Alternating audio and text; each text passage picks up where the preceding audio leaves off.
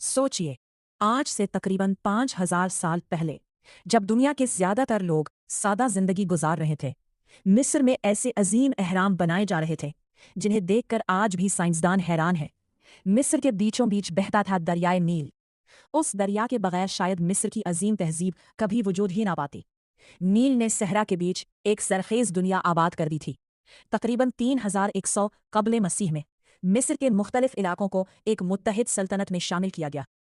रिवायती तौर पर इस इत्तेहाद का ताल्लुक बादशाह नारमर से जोड़ा जाता है। यहीं से मिस्र के ताकतवर फिरौनों का दौर शुरू हुआ। फिरौन सिर्फ बादशाह नहीं था, मिस्री उसे देवताओं और इंसानों के दरमियान एक अहम शख्सियत समझते थे। उसके हुक्म से शहर, मंदिर और देवाहेकल मकबरे तामीर किए जाते थे। फिर सहरा में वो इमारतें नमूदार हुई जिन्हें आज हम अहराम मिस्र कहते हैं। लेकिन सवाल ये है, हजारों साल पहले इतने बड़े पत्थर आखिर इतनी दुरुस्तगी से कैसे जोड़े गए? गीज़ा का अजीम हरम फिरौन खोफो के लिए बनाया गया था।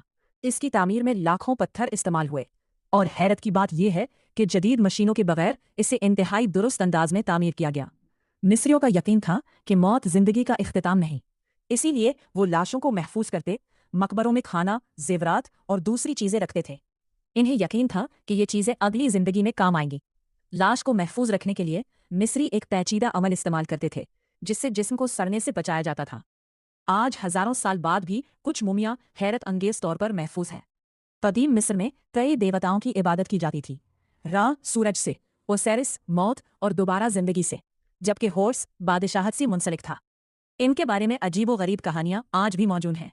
मिस्र की दीवारों पर अजीबो-गरीब तस्वीरी निशान नजर आते हैं। ये सिर्फ सजावट नहीं थी, बल्कि एक मुकम्मल तहरीरी निज़ाम था जिसे हायरोग्लिफिक्स कहा जाता है। मिस्र में एक ऐसी औरत भी फिरौन बनी जिसने ताकतवर हुक्मरानों की तरह सल्तनत चलाई। इसका नाम था हतशपसूत। इसके दौर में तिजारत और तामीरात ने खास तरक्की की। फिरौन अखनातून ने रिवायती मजहबी निज़ाम को बदलने की कोशिश की और आतून को मरकजी हैसियत दी। लेकिन इसके बाद मिस्र दोबारा रिवायती मजहबी निज़ाम की तरफ लौट गया।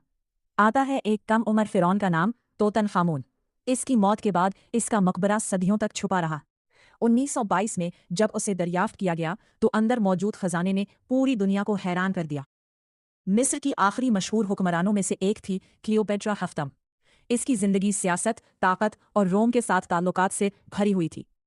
लेकिन आखिरकार मिस्र बैरूनी ताकतों के कब्जे में चला गया।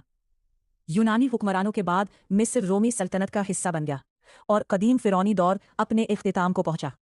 लेकिन कदीम मिस्र वाकई ख़त्म नहीं हुआ। इसके अहराम, ममियों, मंदिर और हायरोग्लिफिक्स आज भी एक सवाल पूछते हैं। आखिर 5000 साल पहले इंसान ने इतनी हैरत अंगेज तहजीब कैसे तामीर की?